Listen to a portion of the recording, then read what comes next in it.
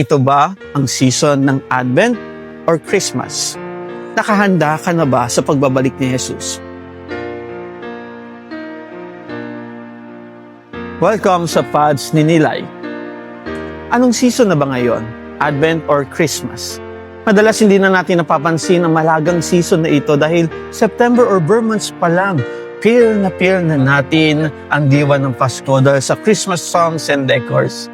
Tayo excited na sa Christmas party, magbigayan ng regalo, makita ang inaanak at puntahan si Ninong at Ninang na nagtatago na ngayon. Ito ba ang season ng Advent or Christmas? Nasa Advent ba lang tayo? Ang Advent ay ang panahon ng paghahanda sa pagdating ng Panginoon. Kaya nga, sa Advent season na ito, ang ating mga mata, isip at puso ay nakatingin hindi lamang sa nakaraan, ang araw ng unang pagdating ng Panginoon o ang Pasko, kundi pagtingin din sa hinaharap, ang muling pagbabalik ni Jesus. Walang nakakaalam kung kailan siya babalik, pero ang mahalaga ay nakahanda tayo. Ang tanong, nakahanda ka na ba sa pagbabalik ni Jesus?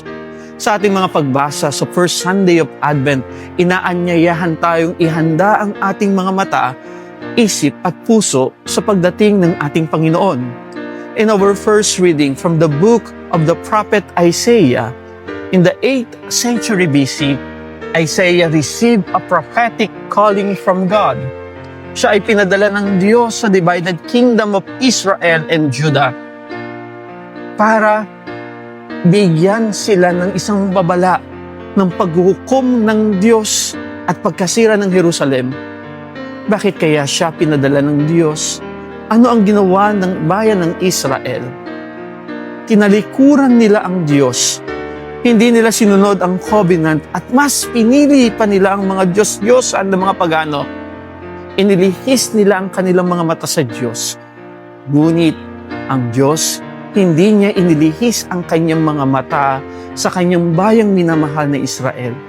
Pinakita niya ang isang vision ng pag-asa kay Prophet Isaiah na sa future, ang mananaig ay ang kapayapaan. From Isaiah chapter 2 verse 4, kung magkagayon, gagawin nilang sudsod ang kanilang mga tabak at karit ang kanilang mga sibat.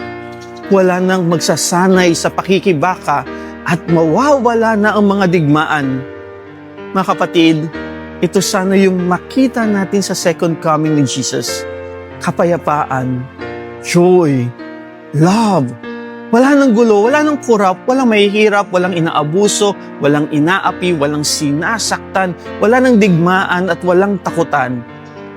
Pero kung bubuksan natin sa realidad ng ating mga mata ngayon, habang wala pa yung second coming, punong-puno tayo ng mga pagsubok at hamon sa buhay, sa ating bansa, at lalong-lalo na sa buong mundo. Pero tandaan natin, may pag-asa dahil kasama natin ang Diyos.